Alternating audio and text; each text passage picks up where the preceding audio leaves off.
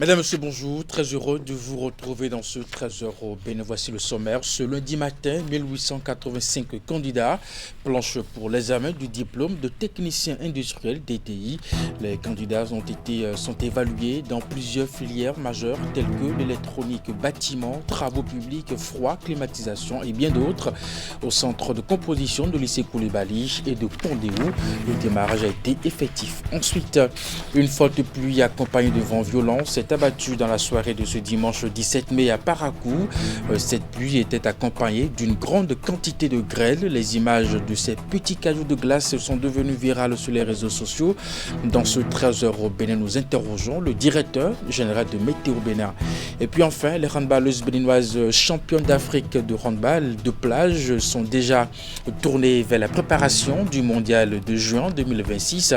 Après un tout premier stage de mise en route déroulé du 6 au 10 mai, l'équipe amorce une nouvelle étape des préparatifs. Vous verrez les images dans un instant.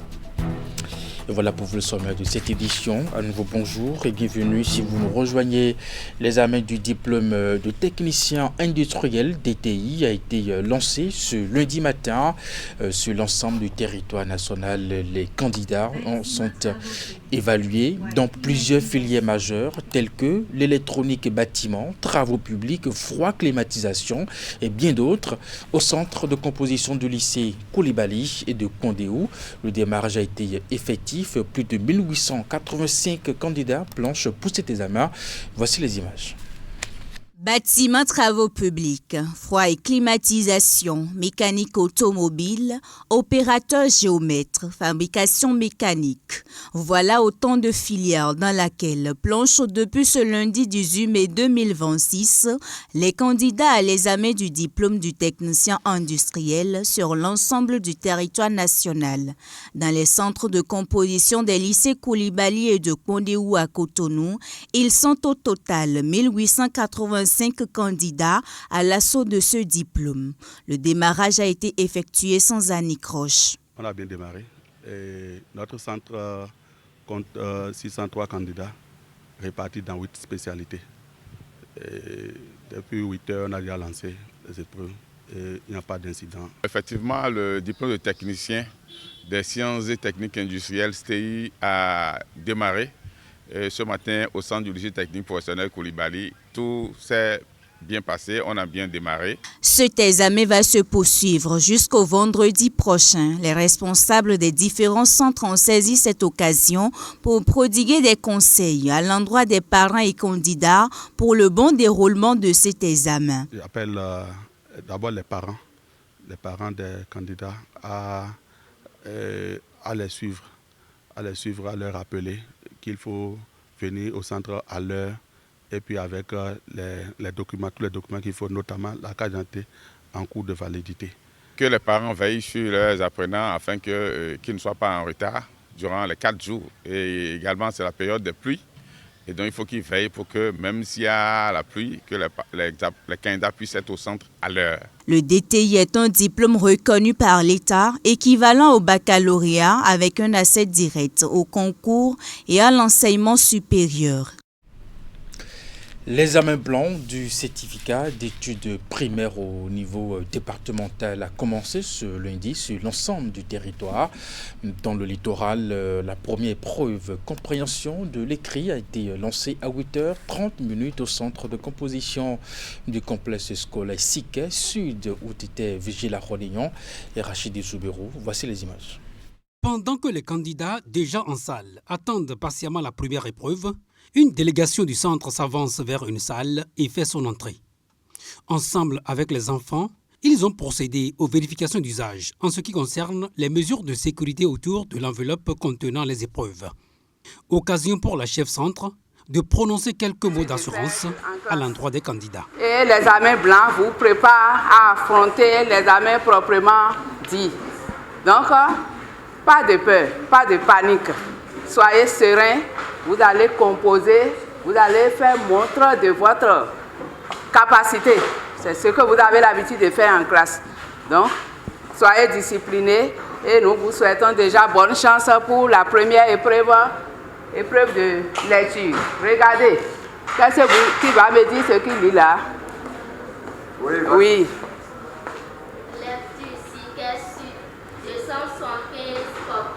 Oui. Donc, c'est l'épreuve de compréhension de l'écrit, c'est la première épreuve. Quelques minutes plus tard, précisément à 8h30, la première épreuve est lancée. L'examen blanc a bien commencé ce matin. On a déjà procédé au lancement de la première épreuve. Ça a commencé à 8h30. Le constat est bon parce que tous les surveillants, les correcteurs, toute l'équipe a répondu présent. Et les candidats également sont là. Il n'y a pas eu d'intempéries, donc tout ça a bien commencé ce matin. Dans ce centre du complexe scolaire Siké Sud compose 142 garçons et 133 filles, soit au total un effectif de 275 candidats. Cet examen blanc, qui se déroule au niveau départemental, est destiné, faut-il le rappeler, à préparer ces enfants à affronter dans les meilleures conditions les épreuves du certificat d'études primaires proprement dit, prévues pour démarrer le 1er juin prochain. Le Bénin et le Togo franchissent un nouveau cap dans le renforcement de leurs relations bilatérales. Les deux pays viennent de signer la convention de groupement local de coopération transfrontalière du secteur Waké-Kopargo côté béninois et Bina 1, Bina 2 côté togolais. C'était ce vendredi 15 mai 2026 à la faveur d'une cérémonie officielle qui a réuni à Waké des autorités administratives et politiques, des acteurs de développement des deux États ainsi que des partenaires techniques et financiers.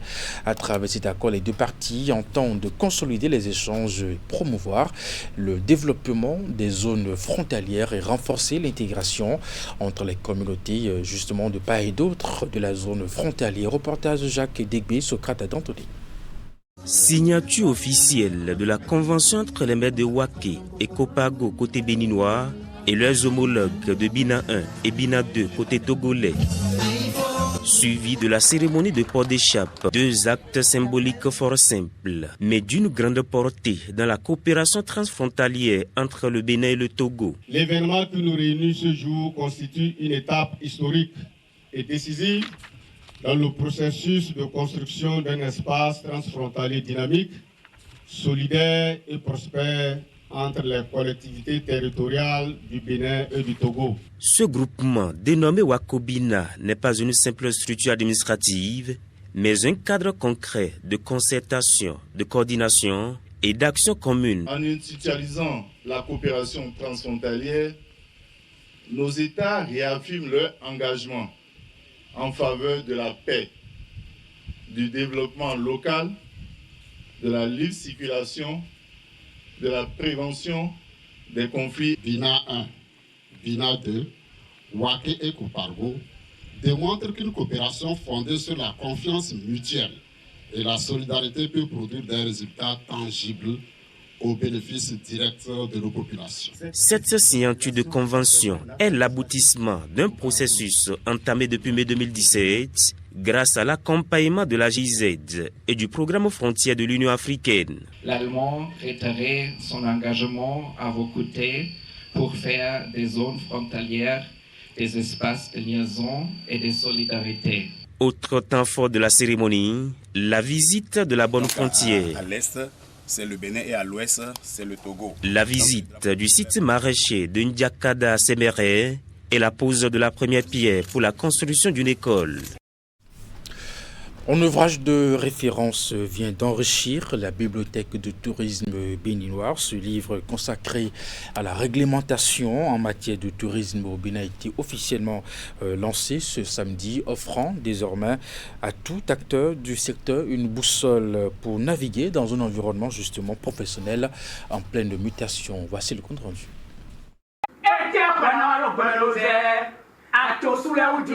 La réglementation en matière de tourisme au Bénin, c'est l'intitulé de l'ouvrage officiellement lancé ce samedi. Hervé Yansoumou, conseiller à la Cour d'appel de Parakou et membre du Conseil supérieur de la magistrature, en est l'auteur. Préfacé par le ministre du Tourisme, de la Culture et des Arts, Jean-Michel Abimbola, ce livre guide chaque professionnel vers des projets innovants. Les livres transmettent des connaissances. Les grandes œuvres, elles, transforment les pratiques. Je nourris l'espoir que cet ouvrage appartienne à cette seconde catégorie. Je lui souhaite un large rayonnement et le succès qu'il mérite. Articulée en 7 chapitres, la réglementation en matière de tourisme au Bénin apporte des réponses claires aux multiples questions que se posent les acteurs du tourisme béninois. Cet ouvrage est en 7 chapitres. Et les 7 chapitres se donnent comme tâche essentiellement de nous présenter un peu l'univers du tourisme au Bénin du point de vue de la législation. Quels sont les tests qui existent, qui organisent le secteur du tourisme au Bénin? Une expérience personnelle vécue il y a quelques années par l'auteur est à l'origine de cet ouvrage. L'histoire de cet ouvrage remonte à 2018-2019, où j'ai eu l'occasion d'échanger avec des étudiants en filière de tourisme, hôtellerie et restauration dans une université privée de Porto Novo. J'étais alors dans mes fonctions de juge au tribunal de Porto Novo. Le lancement de l'ouvrage intervient dans un contexte marqué par les réformes structurelles opérées par le gouvernement dans le secteur touristique. Une célébration qui met également en lumière l'implication des femmes dans le secteur et rappelle les défis qui restent à relever. L'une des réformes de la gouvernance de Patrice Talon ayant un impact réel et concret dans la vie des populations est celle relative à la digitalisation de l'état civil. Grâce à cette réforme, des millions de Béninois ont désormais accès à des documents d'état civil, comme c'est le cas dans plusieurs communes, notamment Soava, Zé, Alada, Boupa, Royogbe, Tofor, Lokossa, Perere et Ndali. Au total, plus de 130 000 personnes ont reçu des pièces administratives. Voici les images. L'une des réformes majeures de la gouvernance du président Patrice Talon ayant un impact concret sur les populations est celle relative à la digitalisation de l'état civil. Grâce à cette initiative, des millions de Béninois ont désormais accès à des documents d'état civil, facilitant ainsi leur identification et leur inclusion dans la vie administrative et sociale. Aux côtés du gouvernement et en étroite collaboration avec les services de l'Agence nationale d'identification des personnes, l'ONG Je suis citoyen béninois vient de mener à bien une vaste opération de délivrance du certificat d'identification personnelle CIP. En fait, l'opération n'est pas du tout à but politique. Beaucoup pensent que c'est à but politique. C'est vrai que les élections, c'est une des raisons pour lesquelles un citoyen doit avoir une pièce d'identité. Il y a les programmes de microfinance, il y a les programmes d'assurance qui viennent bientôt. Donc, nous souhaiterions que beaucoup de nos compatriotes bénéficient de ces projets-là. Pendant plusieurs mois, des actions de sensibilisation et d'accompagnement ont permis de faciliter l'accès aux pièces administratives à plus de 130 000 personnes dans les communes de Soava, Zé, Alada, Bopa, Hueyogbe, Tofor, Lokossa, Perere et Ndali. Le volet social a conduit à ce que les femmes, surtout les ménagères, les agriculteurs, les pêcheurs, doivent disposer de la carte. L'opération CIP et C'est moi a donc permis non seulement de rapprocher l'administration des populations, mais aussi de rapprocher les citoyens des urnes, de la démocratie et de leurs devoirs civiques. Fort de ces résultats, les différents acteurs entendent poursuivre et étendre ces actions, notamment en direction des couches les plus vulnérables, avec pour ambition de promouvoir une citoyenneté plus inclusive et accessible à tous.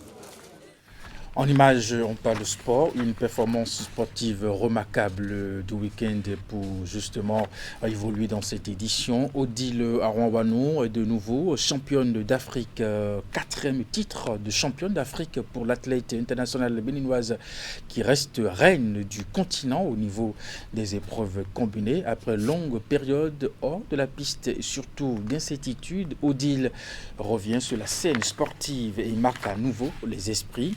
À Accra, à l'occasion des 24e championnats d'Afrique, elle inscrit son nom et celui du Bénin dans les annales de l'athlétisme africain en devenant la seule athlète béninoise à signer cette performance. En heptathlon, Odile, elle a su garder un rythme combatif et tactique pour dominer l'épreuve. Justement, 2e au 100 mètres et tout comme au saut en hauteur, 3e au lancer de poids, 4e au 200 mètres et puis première place au saut en longueur, 2e au lancer de javelot et 5e au 800 mètres. Restée constante dans le top 5 de toutes les épreuves de sa spécialité. Elle s'impose avec un total de 5309 points et termine sur la première marche du podium. Un nouveau succès après ceux de 2018 en Mauritanie, 2022 à l'île Maurice et 2024 au Cameroun. Un 4e sacre continental qui lui permet d'étendre son hégémonie sur le toit de l'Afrique à 8 années de règne sans partage sur le continent. Tout juste phénoménal. Et puis on reste toujours dans le sport. Justement, on change de discipline pour parler sport. Demain, les handballeuses béninoises championnes d'Afrique de handball de plage sont déjà tournées vers la préparation du mondial de juin 2026. Après un tout premier stage de mise en route déroulé du 6 au 10 mai, l'équipe amorce une nouvelle étape des préparatifs, celle du renforcement des capacités physiques spécifiques et techno-tactiques qui se déroule jusqu'au 21 mai prochain. Candide Rourinto a participé à l'une de leurs séances d'entraînement. Voici les images. Elles sont de retour à l'entraînement après le sacre au championnat d'Afrique de beach handball à Lomé au Togo. Les handballeuses béninoises entament la préparation du mondial 2026 prévu pour le mois de juin en Croatie. Ce samedi après-midi sur la plage de Fitrosé à Cotonou, le travail de remise en condition du groupe se poursuit avec rigueur et une montée progressive en intensité.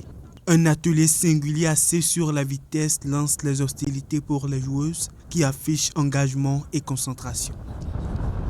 Là, voilà, vitesse maintenant. On est en train de les réveiller, on est en train de faire le reconditionnement. À partir du deuxième stage, on va faire beaucoup de tactiques, beaucoup de matchs. La séance spécifique du jour s'accentue sur l'amélioration des qualités individuelles de chacune des joueuses avec un accent particulier mis sur la technique de pirouette. Chacune dans son couloir travaille de manière spécifique. Les tireuses peaufinent leur technique de tir, les déplacements y compris. De leur côté, les gardiennes se concentrent sur l'amélioration de l'explosivité devant la cage, mais travaillent aussi les réflexes et les sorties. C'est pas facile. Le début a été un peu difficile chez moi en fait. C'était pas facile. Mais avec le temps, 2 jours d'entraînement, 3 jours plus là, je me suis adaptée. Au sein du groupe, tout le monde est motivé. Et il y a l'engagement, la détermination, il reste les petits réglages. Le groupe est ensuite subdivisé en 3 pour un tournoi triangulaire de 5 x 5 minutes par match. Occasion pour l'encadrement technique d'évaluer le niveau d'application des joueuses dans les conditions d'un match de handball de plage. Une 3e partie de la séance du jour, tout aussi rythmée que spectaculaire, qui témoigne de l'engagement des joueuses et du niveau de progression du groupe composé de quelques nouvelles têtes. Toutes les joueuses doivent avoir la capacité de maîtriser le spécifique par rapport au tir pirouette. Minimum savoir bouger le positionnement défensif, la rapidité en défense et avoir un minimum de conditions physiques pour continuer. La préparation est ainsi lancée pour les championnes d'Afrique. C'est parti pour plusieurs semaines de travail intense et rigoureuse en vue de mettre le groupe au top pour aller défendre vaillamment tout un continent sur la scène mondiale du beach handball. Et puis en image pour finir cette édition, une forte pluie accompagnée de vents violents s'est abattue dans la soirée de ce dimanche 17 mai à Parakou. Cette pluie était accompagnée d'une grande quantité de grêle. Les images de ces petits cailloux de glace sont devenues virales sur les réseaux sociaux. Notre invité Didier Kakba, pour évoquer ce phénomène, n'a pas pu se rendre disponible à la dernière minute. C'est aussi la fin de cette édition. Merci de l'avoir suivi, de votre fidélité à 16h. C'est votre bulletin d'information, 19h30, la grande édition de la soirée. Juste après aussi, votre émission, l'info continue. Portez-vous bien et à très bientôt.